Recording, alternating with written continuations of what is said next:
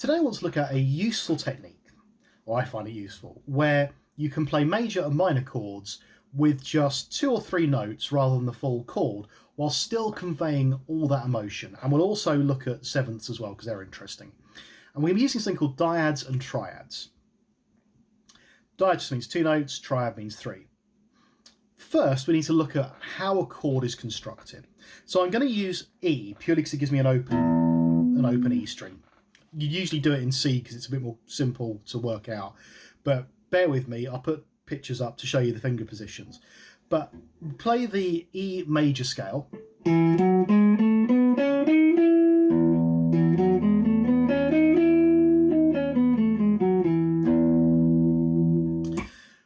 To make the major scale, you take the first, the third, and the fifth notes. Sorry, to make the major chord, you take the first, the third, and the fifth notes of the major scale. So 1, 3, 5. 1, 2, 3, 4, 5. So that's a major chord. Now, obviously, I'm trying to play 2 notes on 1 string here, which isn't very convenient. So what we do is we take one of those notes and move it somewhere else on the fretboard. Now I'm going to take the fifth, which is a B, and I'm going to move it onto the G string. I could use the open B string as well. So my triad is this 1, 3, 5. E, G sharp, B. Lovely, happy chord. And it's the same as playing this. Just when you play the open chord, you're playing octaves of things as well. So this is the kind of the pure chord. Now, to get a minor version of this chord, all you have to do is take that third and flat it. Move it down 1 fret. So this major chord becomes minor. Sad. So how do you convey that with just 2 notes? We've done it with 3 there, that triad. To use the 2 notes, we have to get rid of something. And the one that you get rid of is that fifth, because the fifth doesn't add emotion, it just adds harmony. So if we look at the fifth again, so 1, 2, 3, 4, 5, play it with the root, it's a power chord. And it's neutral, it doesn't have a feeling of its own. I need to add something else to that to make it feel something. So hence the triad. Or I just remove it. And you just end up with the 1 and the 3. And that's still a happy chord, that interval is still happy. To make it sad, I move that third down a half step. So from G sharp down to G.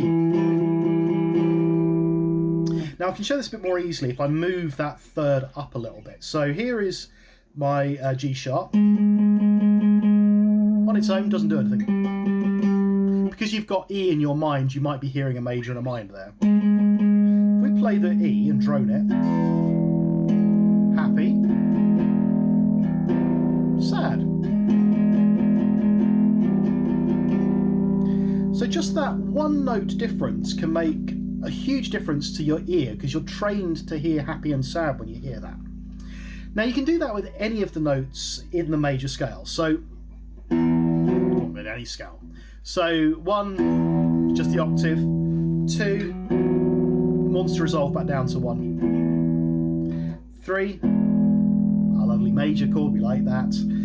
4, still major but doesn't resolve, you want to go back down to that 3.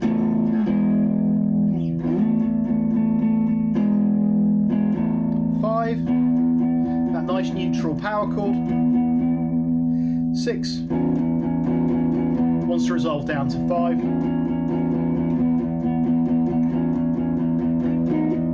7, now 7 sounds nice, but again it wants to resolve down to at least 5. And we're back to our octave again. So each of those intervals can have a slightly different feeling, but they're basically major or minor or neutral. The 7 though is interesting because the 7 is what gives us some of the bluesy chords, the 7 chords. And in the blues, you look at 2 basic 7 chords. You've got what's called the dominant 7 and the minor 7.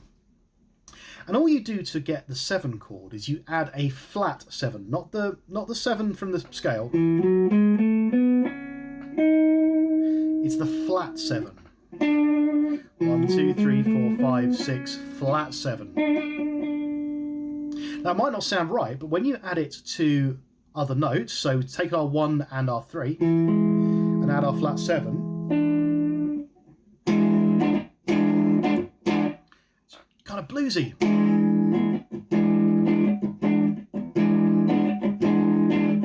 Now, if we're going to play the whole chord, you're going to be listening to this sort of chord.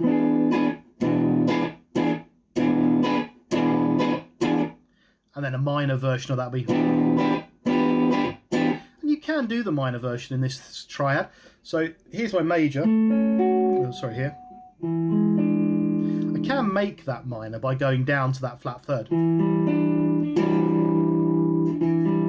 Sounds like the start of a Shakira song about mountains. But anyway, but this little triangle shape here. So all I've got on this particular one is the 7th fret on the A string, 6th on the D string, 7 on the G string. That little triangle shape can be moved anywhere on the fretboard. So if you want to play the blues, you don't need to play full chords. If I go down to an A blues now, so your first bit is A.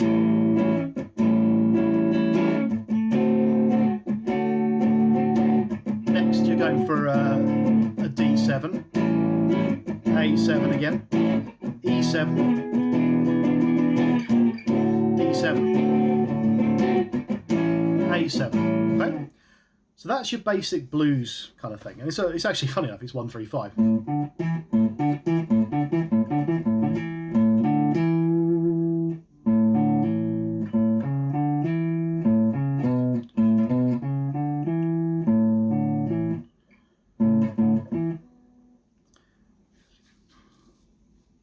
Now the cool thing about this triangle shape is it can be moved anywhere on the fretboard.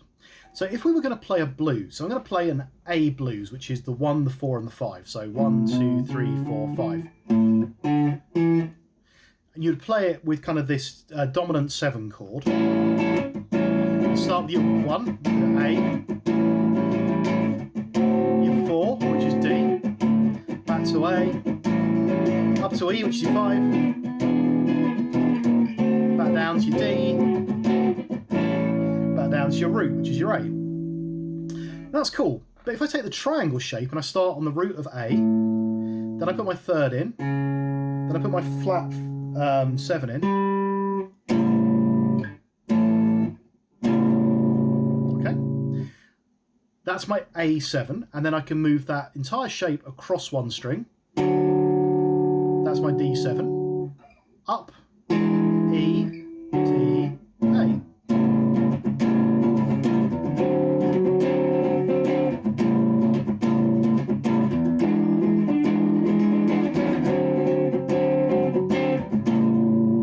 I never have to change that triangle shape. Rather than having to change chord shape, it just makes it slightly easier to play those chords when you're jamming with your friends. If you're in a band and you've got a keyboard player, they're doing the heavy lifting on the rest of the notes. And also, you can get away with just playing the major dyad as well.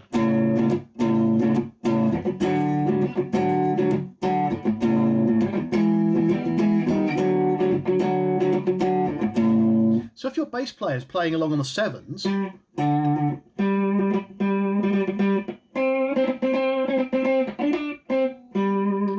and you're playing that, you've got that whole dominant 7th chord. If a keyboard player is playing 7ths as well, you can be just playing these little dyads.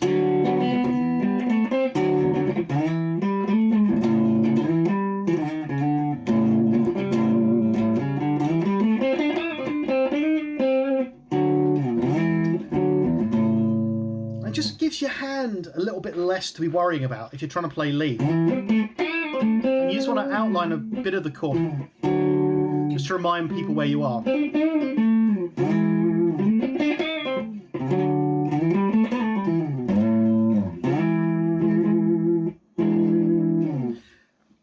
it just opens up opportunities on the fretboard, because you don't have to worry about chord shapes everywhere, especially if you're sort of worrying about minors and majors and stuff. Those two notes, that 1 and that 3, completely movable and always recognisable as major, and then always recognisable as minor with a flat third.